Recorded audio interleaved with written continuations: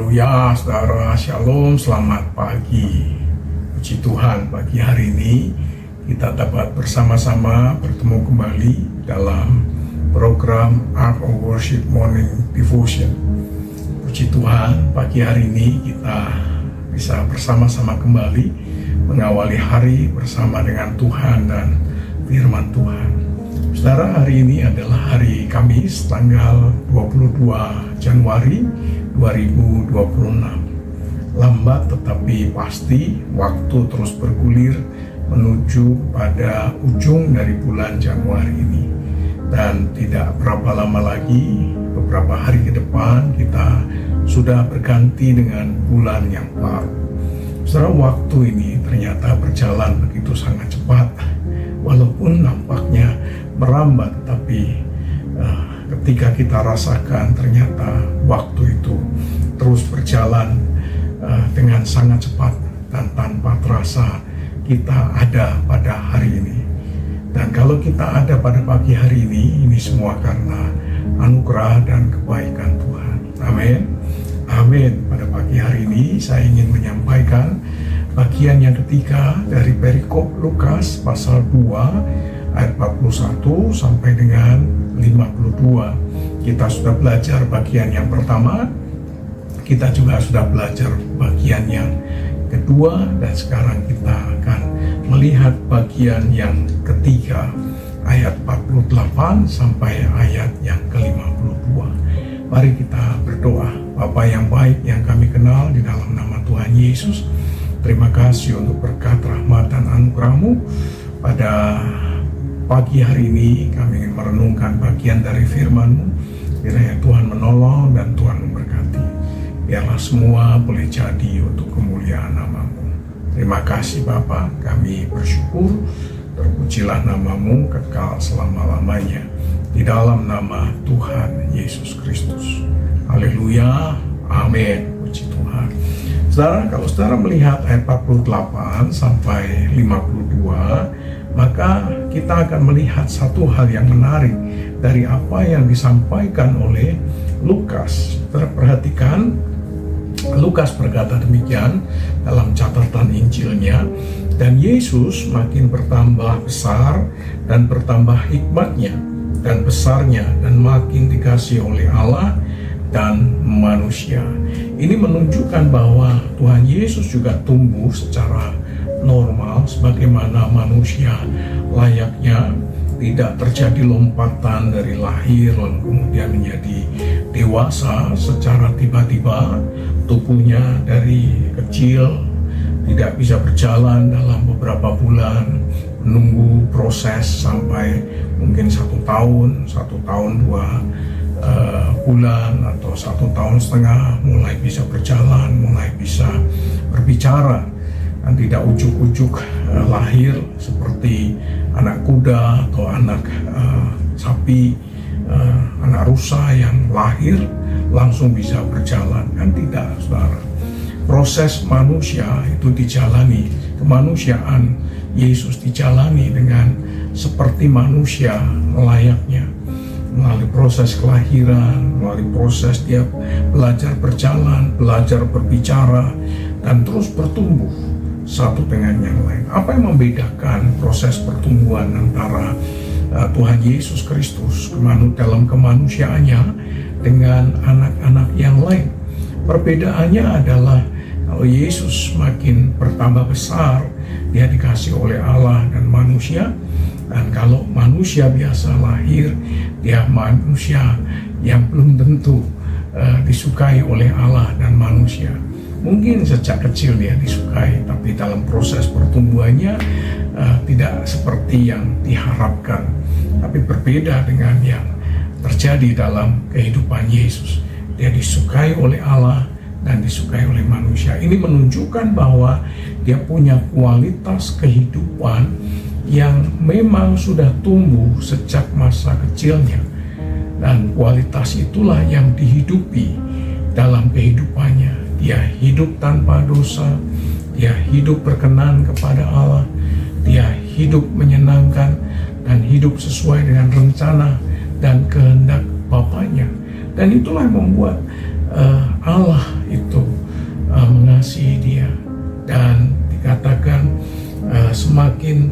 bertambah hikmatnya, dan semakin bertambah besarnya dan dikasih oleh Allah. Demikian juga pengetahuannya bertumbuh bertambah sesuai dengan proses yang dijalaninya, sehingga itu membuat dia semakin hari semakin kuat. Oleh karena itu ketika dia ada di Yerusalem, di bait Allah, bersoal jawab dengan para ahli Taurat, ini menunjukkan bahwa memang sejak masa kecilnya Tuhan sudah tumbuh dan bertumbuh di dalam kebenaran dan bertumbuh di dalam kehidupan rohani yang baik di bawah bimbingan orang tuanya. Nah, sekalipun Yesus sadar dalam kehidupannya sebagai manusia, tetapi juga sebagai Allah, sebagaimana yang kita baca, yang kita saksikan, ada keilahian Yesus yang melekat kepada dirinya sebagai manusia, sebagai Allah, sebagai Tuhan dan Juru Selamat. Tetapi menariknya dalam perjalanannya sebagai manusia, Yesus itu tetap dapat mentaati kedua orang tuanya. Ini berarti bahwa kebesaran, keilahian yang melekat kepada dirinya itu tidak menghalangi dirinya untuk taat kepada orang tuanya yang mungkin secara status itu tidak sama dengan dirinya, tetapi dia belajar untuk taat kepada orang tuanya dan pulang bersama dengan orang tuanya ke Nazaret untuk melanjutkan kehidupannya bersama-sama dengan kedua orang tuanya di Nazaret. Ada banyak orang karena statusnya, karena keadaan dirinya, karena kekayaan, karena kedudukannya, itu menghalangi dirinya untuk submit kepada orang tuanya, untuk memiliki penundukan diri kepada orang tuanya. Dia tidak bisa tunduk kepada orang lain karena dia merasa statusnya itu mengharapkan untuk seseorang atau orang lain itu menghormati dirinya, dan itu menghalangi dirinya untuk mentaati para pemimpin yang ada di atasnya, taat kepada orang tua yang telah membesarkannya, karena terhalang karena merasa bahwa dirinya lebih hebat daripada orang tuanya. Dan ini tidak terjadi kepada Tuhan Yesus Kristus, karena ketaatan kepada orang tua adalah ketaatan atau bagian dari ketaatan terhadap hukum Tuhan, dan itulah yang dihidupi oleh Tuhan Yesus. Kalau saudara membaca 10 hukum, maka ada hukum yang mengatakan hormatilah orang tuamu supaya lanjut umurmu di negeri yang diberikan Tuhan Allah kepadamu. Jadi ketaatan kepada orang tua adalah bagian dari hukum Taurat, dan itulah yang dihidupi oleh Tuhan Yesus, karena memang sejak masa kecilnya dia sudah belajar hukum Taurat dan dia sedang mempraktekkan hukum Taurat dalam dirinya. Nah saudara, dalam kehidupan kita, berapa banyak di antara kita yang tahu firman tetapi tidak melakukan firman di dalam hidupnya? Dia menjadi pribadi yang mengabaikan hukum Tuhan. Tetapi berbeda dengan Tuhan Yesus, dia tidak mengabaikan hukum Tuhan. Saya berdoa kiranya kita menjadi orang-orang yang bisa mempraktekkan hukum Tuhan dalam kehidupan kita sehari-hari.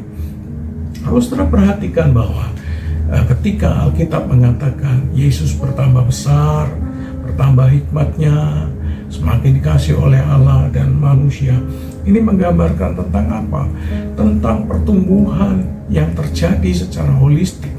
Artinya pertumbuhan yang dialami Tuhan Yesus tidak tumbuh pada satu segmen tertentu, tidak tumbuh pada bidang tertentu, atau tidak tumbuh hanya pada satu subjek tertentu saja.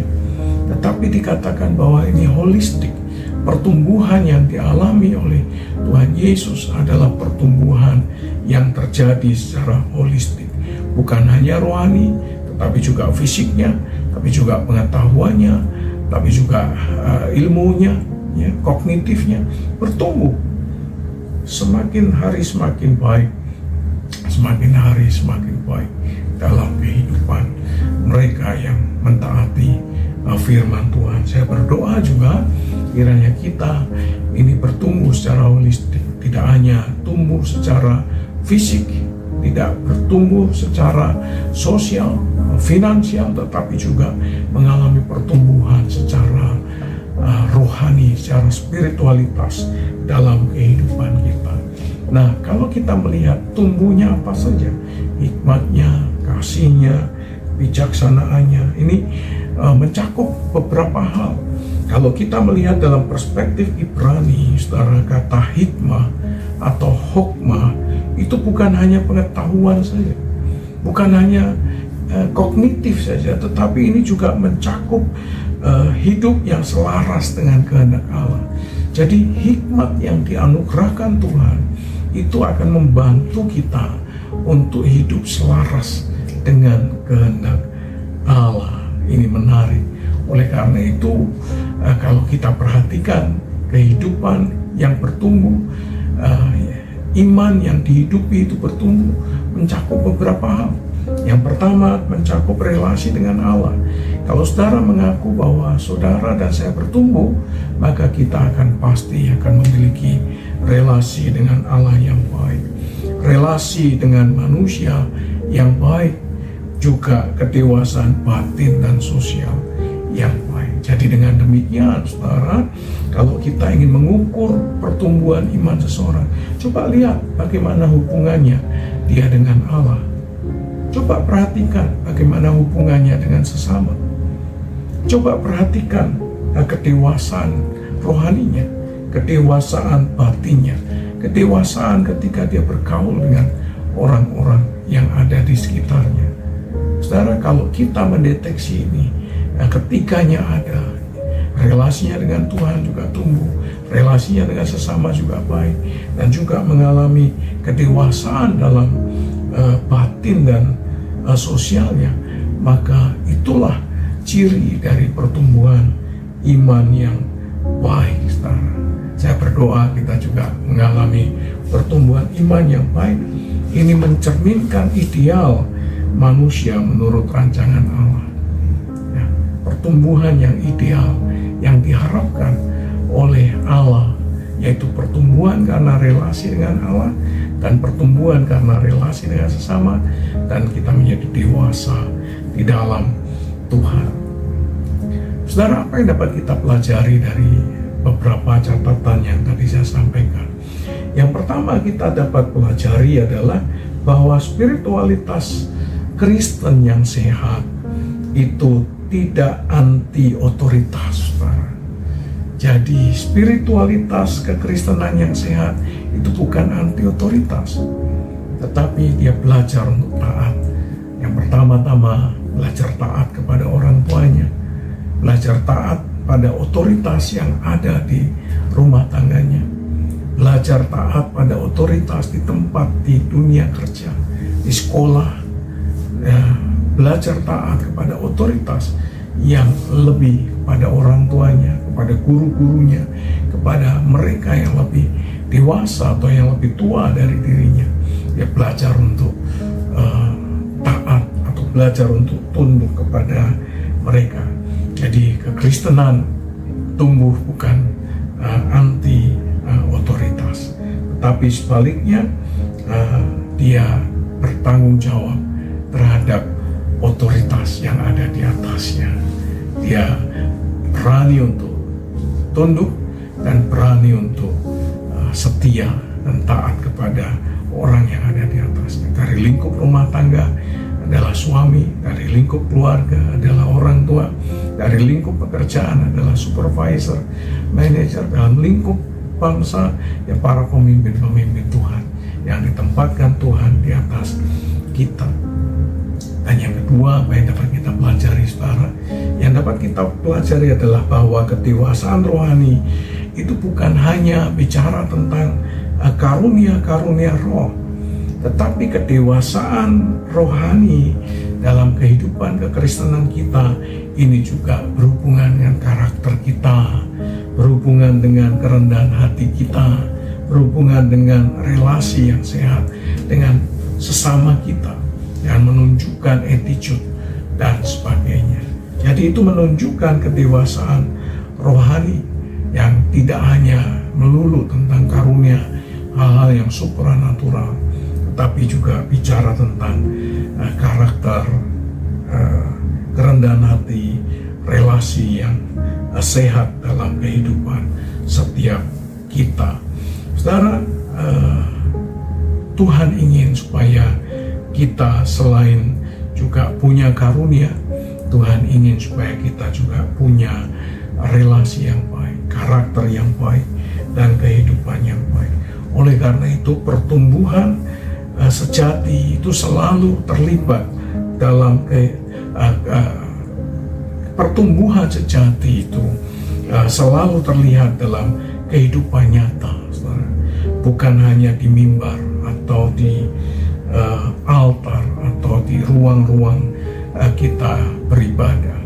Jadi ini sangat penting untuk kita pahami. Pertumbuhan yang sejati selalu terlihat dalam realitas kehidupan kita, nampak dari hubungan kita dengan Tuhan, nampak dengan hubungan kita dengan sesama, nampak dengan hubungan kita dalam kedewasaan, dalam hal rohani, dalam melayani, dalam melakukan aktivitas rohani, nampak.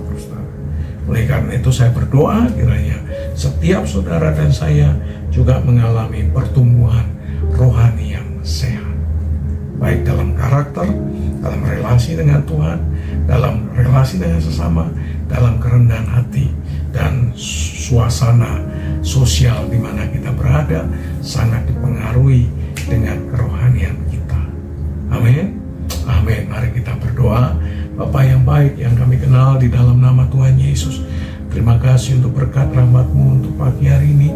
Kiranya kami bertumbuh menjadi pribadi-pribadi yang semakin kuat dan semakin sehat di dalam Tuhan. Kami punya relasi dengan Tuhan yang sangat kuat, kami punya karakter, dan kami punya sifat-sifat yang semakin hari semakin mempermuliakan Tuhan. Terima kasih Bapa, kami bersyukur Tuhan turut bekerja dalam segala sesuatu untuk mendatangkan kebaikan dalam kehidupan kami. Terima kasih Bapa, kami menyerahkan hidup dan keluarga dan bisnis dan pekerjaan kami di dalam tangan anugerah Tuhan, di dalam nama Tuhan Yesus Kristus. Tuhan memberkati engkau dan melindungi engkau. Tuhan menyinari engkau dengan wajah-Nya dan memberi engkau kasih karunia. Tuhan menghadapkan wajah-Nya kepadamu dan memberi engkau damai sejahtera. Di dalam nama Allah Bapa, Allah Putra, Allah Roh Kudus. Di dalam nama Tuhan Yesus Kristus. Haleluya. Amin. Selamat beraktivitas, selamat bekerja, selamat menikmati hari ini. You are